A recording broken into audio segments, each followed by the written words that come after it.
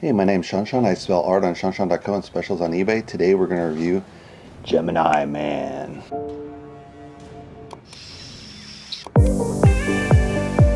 So Gemini's a Man is a film by Ang Lee. Hour and 57 minutes, so a little bit long, but kind of typical nowadays for action films. You have Will Smith playing Will Brogan and Jr. Mary Elizabeth Winstead plays Danny Sarkovsky, such a long name. Clive Owen plays Clay Varys, and Benedict Wong plays Baron. So the story is Henry's this active assassin for this group called DIA, which is this secret group. I think they're just trying to say CIA, but they don't want to say CIA active. I think that's the Chinese propaganda version. Anyway, so he's facing retirement because he has like this near miss. Then he runs into this old friend from the Marines, and his old friend is like, hey, I don't think that guy was actually a terrorist. And he's like, what do you mean? He's like, go check out this guy in Hungary, he'll let you know. And next thing you know, his friend's killed off. He's sitting at home, and then his sensors are triggered at home, and he realizes there's all these people out to kill him. So he jumps in the basement. He has kind of a secret passage, guns stored, everything. Takes out this crew, and then he runs off the marina. And at the marina, there's this girl who's been kind of actively watching him as his retirement kind of overseer for this group, the DIA. So he knows she's not in on it because she didn't try to kill him, right? So she's like, well, you've been burned. They're going to kill off all the other people connected to this. You know, they already killed my friend off. They've already come for me. They're going to come for you next. So he takes along with. Then they go off on a series of escapades, kind of track down this story where it's going to see this guy in Hungary. Along the way, there's this assassin sent to kill Henry, and then it turns out it's his doppelganger, a clone of his younger self. So that then it turns out there's his ex-boss way back when in the Marines kind of had sampled his blood and then actually cloned Henry Brogan, Will Smith. And so this guy's after to kill him, and then he realizes he has to shut down this whole program besides, figure out where this is going.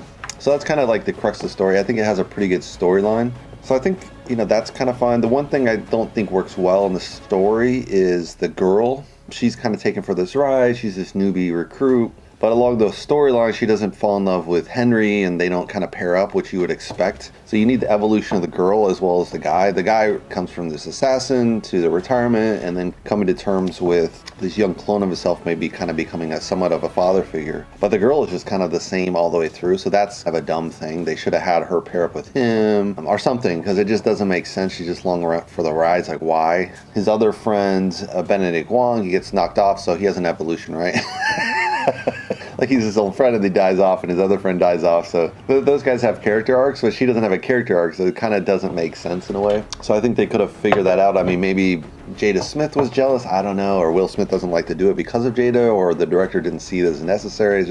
It's actually a poor choice. It should have been like the girl and the guy pair up, fall in love for the story to make a lot more sense. So anytime you have like a big budget film like this has a lot of Chinese director money, you want to look for the propaganda angle. I don't really see a propaganda angle except for they use DIA instead of CIA, which is kind of silly. They should just call it CIA. I don't see what's the point. Maybe the Chinese just didn't feel comfortable about calling out the CIA that they had hit squads, but everyone kind of knows they do a little bit, so just call it CIA. You don't have to call it DIA. So another thing I think you want to consider is, would they actually clone humans and then wait 20 years, train these guys up, and then have these elite soldiers?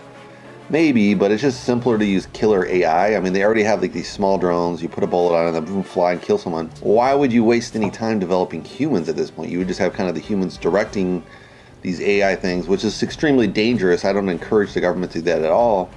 However, it just seems like a much likelier route of the government spending money on tech and then getting this super tech and then fighting the enemy that way versus continue to develop assassins or continue to develop pilots. They're going to have this new Top Gun come out with Tom Cruise, and it's going to be, again, asking that question, is it still going to have human pilots? Probably not in the future. I mean, a robot can take the G-force a lot more, so you can just have someone fly virtually like a remote control, at least for safety's sake, or you can just have the AI fly itself, which is extremely dangerous because, again, you get into a Terminator kind of thing where if it becomes active, it's got its own weapon system. But I think this is more the likelier route. They're going to develop either remotely controlled drones if they're responsible, which they're right there now, so hopefully they don't go any further than that, Or much further where you just have AI drones killing people, which I think is way more likelier than developing human clones. As disturbing as human clones would be, it's actually more disturbing that they would create these AI things that would lead to the destruction of the human race. So I think that would be a much more likelier outcome in a way. The other thing you want to look at in this film is, does the CGI work? Because there's Will Smith plays himself and this junior version of him. I think on the special effects side it works. It doesn't look exactly like a young Will Smith. I think just because the forehead has moved over time.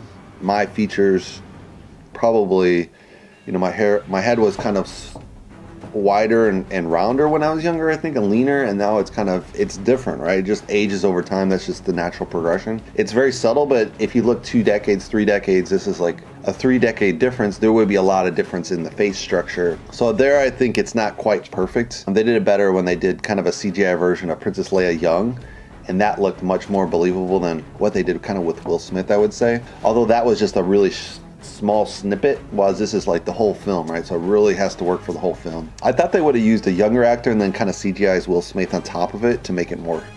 I mean, they obviously had to use someone to play the stuntman, but he was obviously just a stuntman and then against himself, and then they would just switch out which part Will Smith was playing, right? Which had to be a pain in the ass because he probably had to shoot it twice. You had to have a wig probably, or shoot it with the younger self and then shave his head and then do the older self. I don't know how they shot the scenes. They probably just had a wig because you'd probably shoot the same scenes at the same time. You'd do like, okay, let's do young Will Smith. Okay, let's do the old Will Smith, the Henry and then the junior. So film-wise, it must have been quite challenging to kind of mesh those two together. I think they did okay as far as what they could with CGI at this point. The part that doesn't work for me, I would say, is he doesn't play like a young 20s man would play. He plays kind of an older guy playing kind of a young guy with a lot of maturity, and it should have been played with less maturity, I would say. There is some less maturity in the sense that the kid breaks down, he starts crying, so that's what you would expect of a young 20-year-old perhaps. But he would just be a little bit more reckless in my mind, a little more immature. He'd be more catcalling, kind of, checking out the girls, and you just don't get that. Like the young